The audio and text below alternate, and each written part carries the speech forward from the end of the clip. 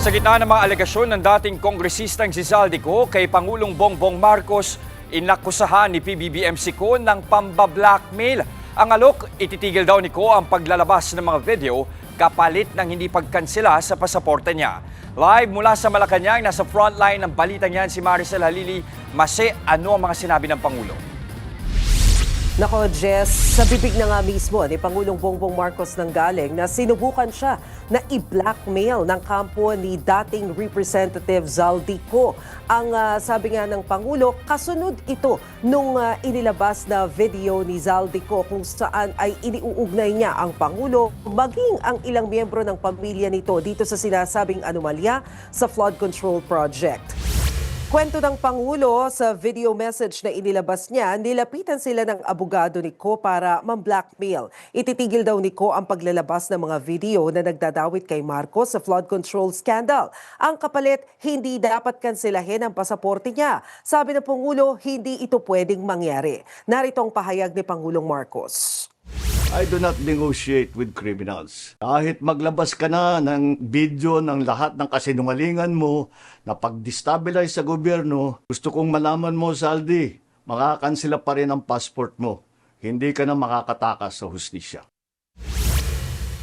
Hamod naman ni Palace Press Officer Undersecretary Claire Castro, tapusin na agad ni Ko ang mga ilalabas niyang video para masagot na nila itong lahat. Kita raw ang mga inconsistency sa 5 niyang videos, pati ang pabago-bago niyang hairstyle. Kung isang araw lang daw ni-record lahat ng video ni Ko, dapat pare-parehas lang ang buhok niya. Kaya maaari raw isiping iba't ibang araw niya itong kinuha at pwedeng ma-adjust ang kanyang pahayag depende sa reaksyon ng mga tao. Dagdag pa ni Castro, malinaw na pinasinungalingan ni Congressman Sandro Marcos ang mga akusasyon ni Ko.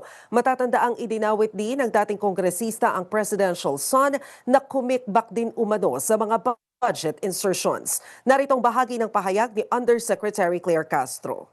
Tapos muna lahat ang kanyang mga sinasalaysay dahil sa tuwing mapupunan natin ang kanyang mga inconsistencies, sumasabay po ang kanyang pagbabago ng kwento sa pagbabago ng hairstyle sa video.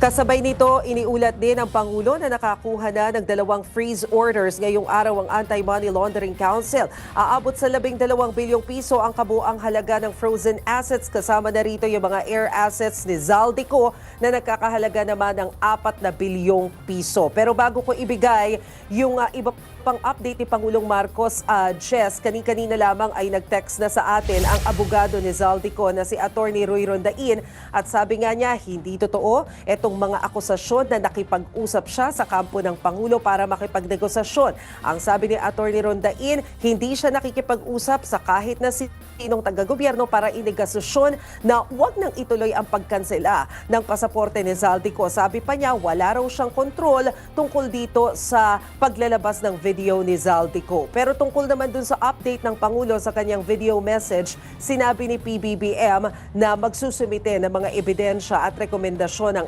ICI at ang DPWH sa Ombudsman para masampahan na ng kaso ang 8 congressman na siya ring nagmamay-ari ng ilang mga construction companies na merong transaksyon sa DPWH. Jess?